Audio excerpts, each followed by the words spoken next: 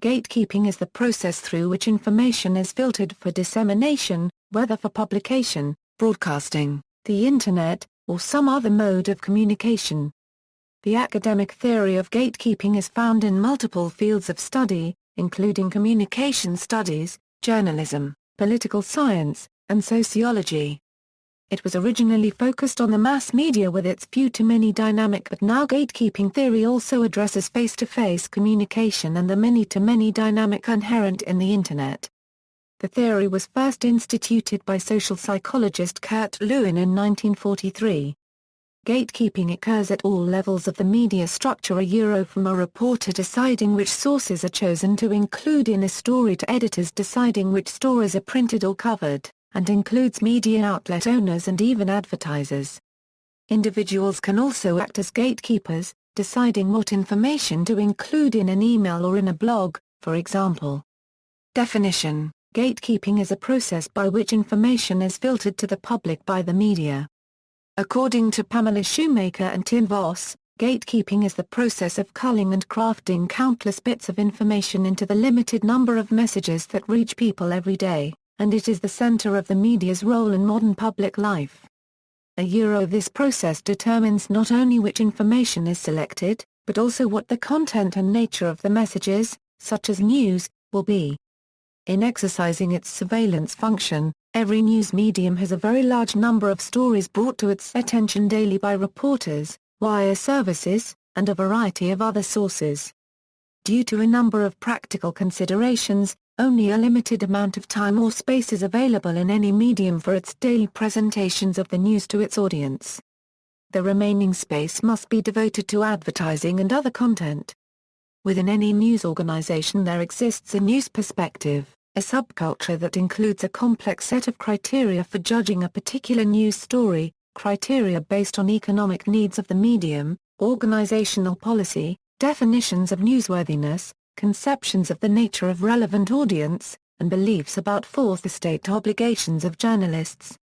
This news perspective and its complex criteria are used by editors, news directors, and other personnel who select a limited number of news stories for presentation to the public. They then encode them in ways such that the requirements of the medium and the tastes of the audience are met. Therefore, personnel in the news organization become gatekeepers, letting some stories pass through the system but keeping others out.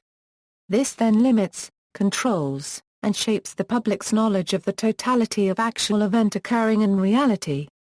History: gatekeeping as a news process was identified in the literature as early as 1922, though not yet given a formal theoretical name. In his book, The Immigrant Press, Park explains the process. Out of all of the events that happen and are recorded every day by correspondents, reporters, and the news agencies, the editor chooses certain items for publication which he regards as more important or more interesting than others. The remainder he condemns to oblivion in the wastebasket. There is an enormous amount of news killed unregistered trademark every day Formally, gatekeeping was identified in Lewin unregistered trademark publication forces behind food habits and methods of change. Working during World War II, Kurt Lewin conducted field research initially among Midwestern housewives to determine how to effectively change their family's unregistered trademark food consumption during this time of war. Lewin recognized that for food to go from a store or a garden to the dining table, there were various decision-making processes it had to pass on the way there. At a time when men were thought to control all household decisions, Lewin found that where food does not move by its own impetus. Entering or not entering a channel and moving from one section of a channel to another is affected by a gatekeeper unregistered trademark The gatekeeper, in this case, was typically the housewife, or sometimes a maid in more affluent households. Lewin unregistered trademark's research demonstrated that not all members of a family have equal weight in making household food decisions and that the wife, who typically shops for and prepares the food, controls the gates, based on a variety of considerations. Lewin unregistered trademark's study published in 1943 became the impetus for another article in 1947 in which he introduces the idea of feedback in group decision-making, which complicates the role of the gatekeeper. Feedback acknowledges that the set of considerations a gatekeeper uses in making decisions may vary depending on considerations of the group. In 1950, Dr. David Manning White, a journalism professor at Boston University, looked at the factors an editor takes into consideration when deciding which news will make the paper and which news will not. Intending to examine how a gatekeeper examines his gate within a channel of mass communication. White contacted an editor, a man in his mid-40s with 25 years of experience, whom he calls Mr. Gates. Mr. Gates was the wire editor of a morning newspaper in a Midwest city of 100,000 that had a circulation of 30,000. During the case study, Mr. Gates retained all copy that he rejected from the paper for a week. At the end of his shift, he made notes on why that story was rejected, assuming he could still remember the reason. At the end of the week that the study took place, White found that 9/10 of the wire copy got rejected, and the process is made by highly subjective decisions based on the editor or unregistered trademark's own set of experiences, attitudes and expectations. White found that in this particular study, the majority of the rejections could be classified in two ways: 1, not worthy of being reported, or 2, there was another story on the same event. Pertaining to the first reason, many of the explanations Mr. Gates gives off for rejection are highly subjective value judgments. Examples of this are seen when Mr. Gates writes 2 read, or don't care for suicides. Pertaining to the second reason of rejection, given for the majority of the rejections, Mr. Gates made no personal rejections to the copy, but there was simply no space available for it in the paper. The later the story came to Mr. Gates, the less of a chance it had to take up any valuable space remaining. White examined Mr. Gates' unregistered trademark performance for a specific day and put the data in tables which show the amount and type of news which appeared on the front pages and the total number of dispatches used. Mr. Gates admitted to preferring political news to other types of news and explained that he tries to avoid sensationalism and consistently leans more towards being a conservative both in political views and in writing style. Observed patterns throughout the week also show that Mr. Gates leans away from stories filled with figures and statistics and prefers stories that contain more of a narrative. His notes and reasons for rejection can also show Mr. Gates' unregistered trademark writing standard, using a to vague, a not interesting, and a edual rating on a number of occasions. A question that White poses and says should be considered in this case study is, does the category really enter into the choice? He concludes that as Mr. Gates is representing gatekeepers and wire editors as a whole, there doesn't seem to be a particular choice of news by categories. During the week the case study took place, however, there was a strong emphasis on human interest stories because there was a large appeal to a story regarding a cardinal of the Catholic Church. Mr. Gates also concludes that the gatekeeper unregistered trademark's standards and taste should refer back to the audience and that they are the ones being served and pleased. His concluding remarks provide a great summary of the purpose and findings of the study. Through studying his overt reasons for rejecting news stories from the press associations, we see how highly subjective, how based on the gatekeeper unregistered trademarks are own set of experiences, attitudes and expectations the communication of a news really is a The gatekeeping model. Lewin identified several parts of the gatekeeping process in his 1943 article. 1. Information moves step by step through channels. The number of channels varies and the amount of time in each channel can vary. 2. Information must pass a to move from one channel to the next, such that 3. Forces govern channels. There may be opposing psychological forces causing conflict which creates resistance to movement through the channel. Further. 4. There may be several channels that lead to the same end result. And 5. Different actors may control the channels and act as gatekeepers at different times.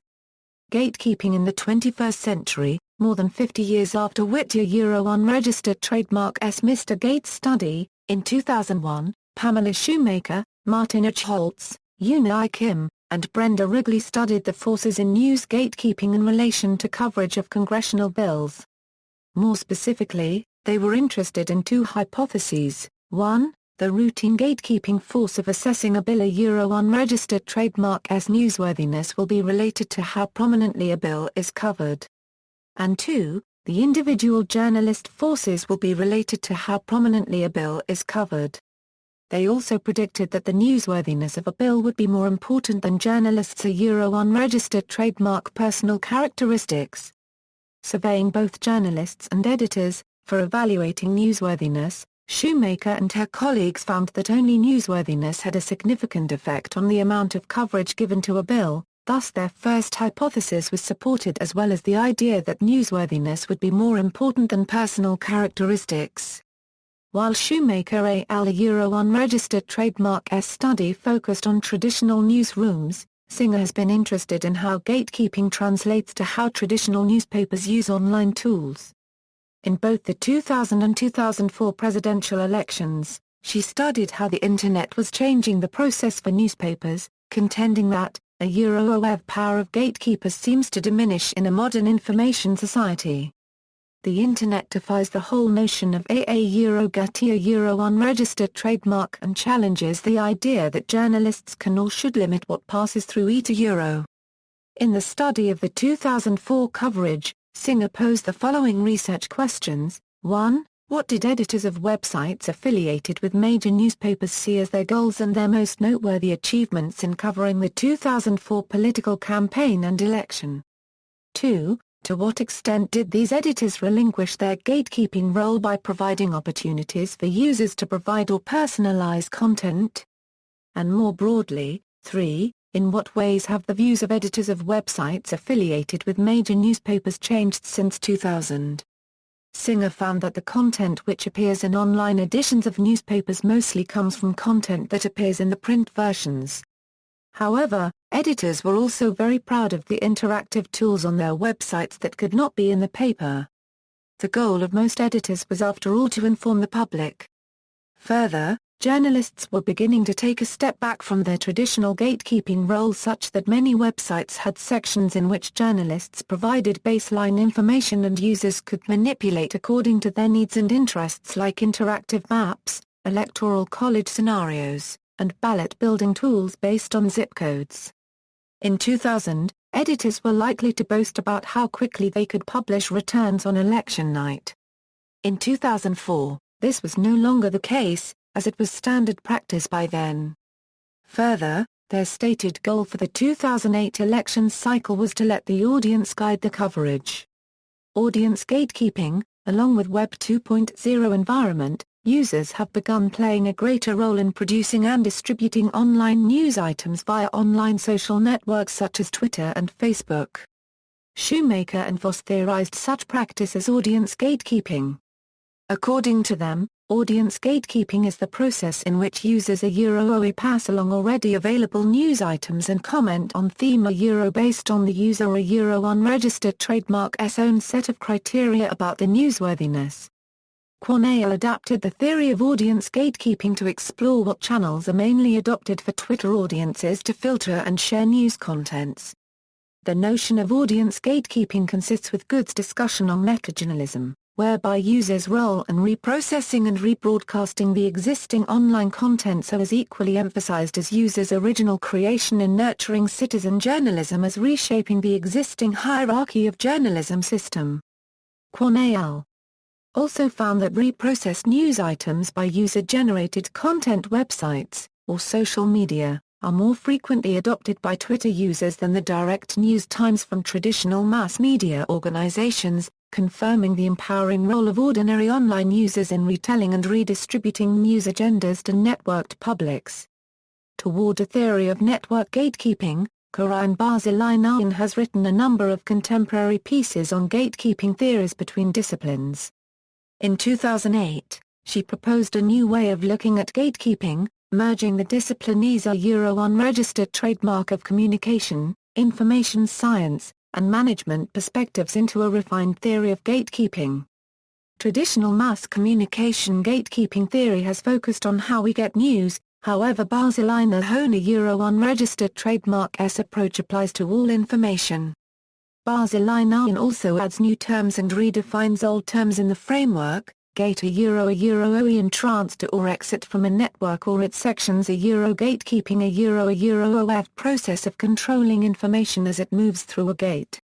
Activities include among others, selection, addition, withholding, display, channeling, shaping, manipulation, repetition, timing, localization, integration, disregard, and election of information gated OF entity subjected to gatekeeping gatekeeping mechanism, OE tool, technology, or methodology used to carry out the process of gatekeeping network gatekeeper OE an entity that has the discretion to exercise gatekeeping through a gatekeeping mechanism in networks and can choose the extent to which to exercise it contingent upon the gated standing This updated look at gatekeeping also poses a number of classifications, including the basis for gatekeeping, mechanisms used in network gatekeeping, and types of authority of network gatekeepers.